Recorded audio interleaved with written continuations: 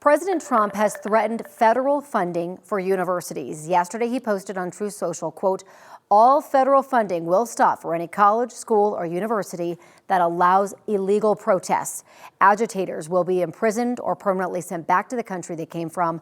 American students will be permanently expelled or, depending on the crime, arrested." It also says no masks. Joining us this morning to discuss this 9 News is 9 News legal expert Whitney Traylor. Thanks for coming in. Sure. Good morning. Okay, so is this even legal, and how would it be enforced? That's a great question, and no, I don't think it's legal at all for a number of reasons, particularly when you're looking at public universities. So you have this right from the government to be free to freedom of speech, religion, petition, assembly. These are all contained in the First Amendment, and so the government can't take these rights from you. These are contained in the Bill of Rights without certain. There's very few exceptions that they could do. So for him to just kind of outright say, okay, any kind of protest, we're going to prohibit this. No, he can't do that. You have a First Amendment right in a public institution because the public institution is the government. So the government can't take these rights from you. How it would be enforced is another issue, because in that post, he identified illegal protests, which that's a very vague term, because what makes a protest illegal? Right. You know, so. That was my next question. Okay.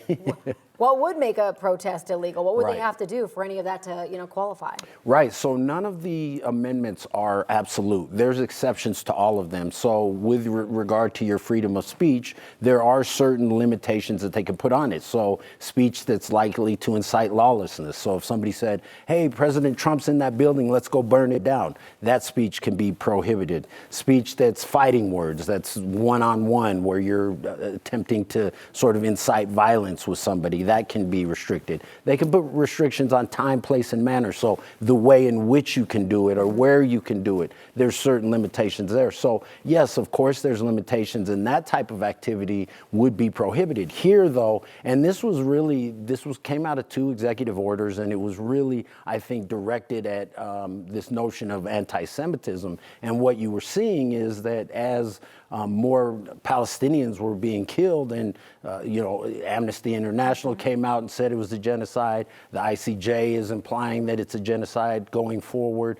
and so now you're seeing these increased protests. But the question is, well, are they inciting violence? Are they, doing unlawful activities, creating a crime? And for the most part, I think they've been peaceful, right. and that is a right that you have under the First Amendment. Yeah, so many of the protests that we saw in the last year were peaceful. Yes. But there were some where the schools were saying it's time to leave, you're impeding, education, whatever. Yes. That would be considered illegal?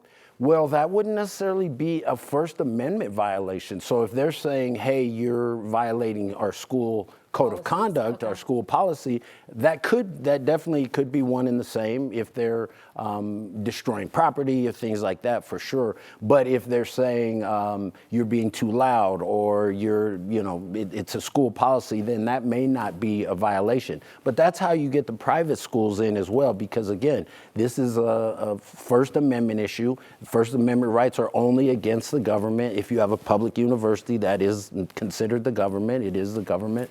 So private entities, private colleges may not have those rights, but most of the schools include the right to peacefully protest and things like that in their code of conduct. So it may not be a constitutional violation of those students' rights. It may be a contract violation, for example. At the end there, it said no masks. That's something they can't regulate either.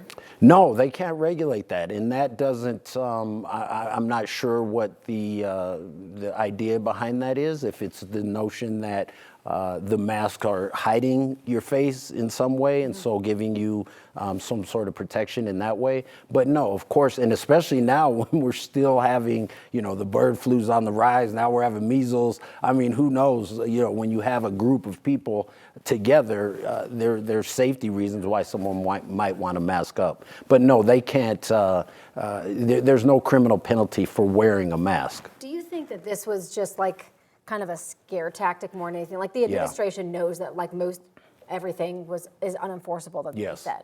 I think that's a great question. And yes, I think that is the case. And I think that's part of a larger plan in this new administration that's only been in office for a month. And they're just going crazy with all kinds of radical ideas. And, you know, they're trying to kind of have this revolution go forward. And the notion is, well, let's just do it and then see what's legal afterwards. Right. And the next question would be, all right, if it's deemed unlawful by a court, are they going to respect that? And that's where you're now having conversations about a constitutional crisis and things like that. If the executive branch ignores the judicial branch, and that's a separate issue, which I'm sure we'll talk about at some point. But right now, that's that's a concern that you're just doing these things with the idea that somebody's going to sue, and then we'll see what the courts do. We have no shortage of topics lately, so you send us a whole list. Exactly. So, we always appreciate staying on top of it. Of course. We don't know what we're going to do tomorrow yet. We haven't decided. Well, again, we have a list. We do. We will figure it Okay. out with you. Yes. Thank you. Sure.